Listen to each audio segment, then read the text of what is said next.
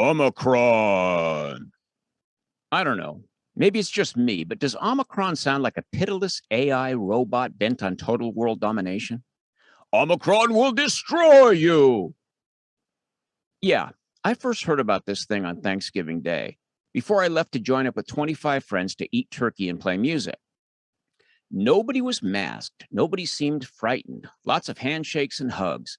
I'm guessing that nobody was thinking about Omicron. On Friday morning, more stories about Omicron came out. Seems that it has over 50 unique mutations. 30 of them are to the dread spike protein. This all sounded pretty dire. The Biden administration announced travel bans from South Africa. On Saturday, we produced a musical event at a great little outdoor venue in Pasadena. We had a good crowd, about three-quarters capacity. I only saw one person wearing a mask. I told myself, Dave, drink it all in, savor every moment, because sometime this week or next, the new variant will show up in LA and the whole county will go back to DEFCON 3. You know, here in La La Land, a hell of a lot of people are pretty goddamn attached to the rituals of COVID safety. A year from now, even if no new mutation has showed up, even if we've long since reached herd immunity, you'll still see fit, healthy people jogging in the open air down San Vicente Boulevard wearing surgical masks. Maybe we'll even have chic sports masks by that time. Never mind, we already do. It's got something to do with this. Progressives feel a deep need to save the world. It's been tough on them in the last few years. Racism and sexism and homophobia are so rare that they've had to start pointing at microaggressions when the urge to fix humanity comes up. Microaggression sounds tiny, kind of like a microorganism, kind of like a virus. Yeah, they've been tilting at windmills for decades as the United States has become boringly fair. Maybe it's understandable that they've glommed onto the coronavirus like they have. It's not oppression, but at least it does exist. I think we all understand now that mainstream news is mostly about keeping us scared shitless.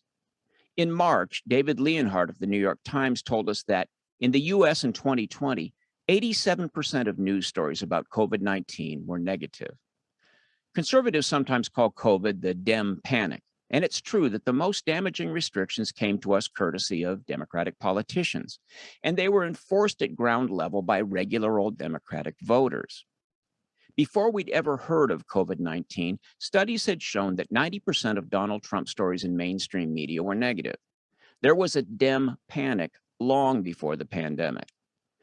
And this latest thing looks like just another attempt to milk some drama out of a dying story. Leonhardt seems to be dragging the gray lady back toward real journalism. Here's what the New York Times said Tuesday morning. Quote, the European Center for Disease Prevention and Control said on Tuesday that so far, 42 cases of the new variant have been confirmed in 10 European countries. Andrea Aman, the agency's director, told an online news conference that all the confirmed cases in Europe have exhibited mild symptoms or none at all, and that authorities were analyzing 6 further probable cases, close quote. Mild symptoms or none at all. So, no total world domination?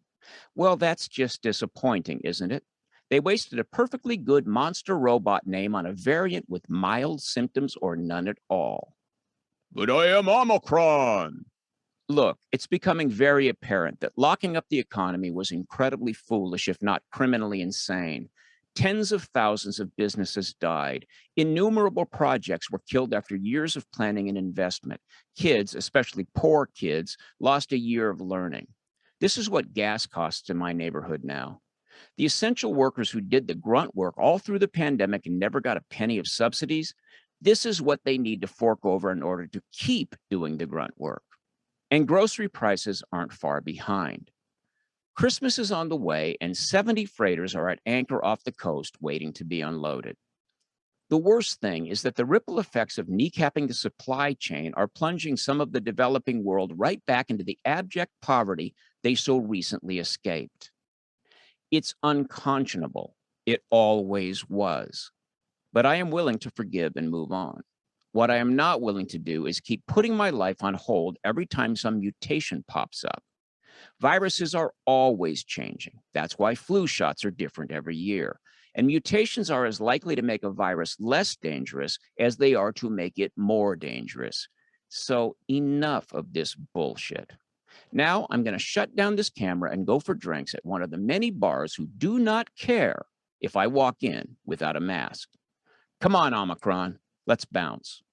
Omicron thirsty. Thanks for watching. If you like this video, subscribe to our channel and then click the little bell to get notifications.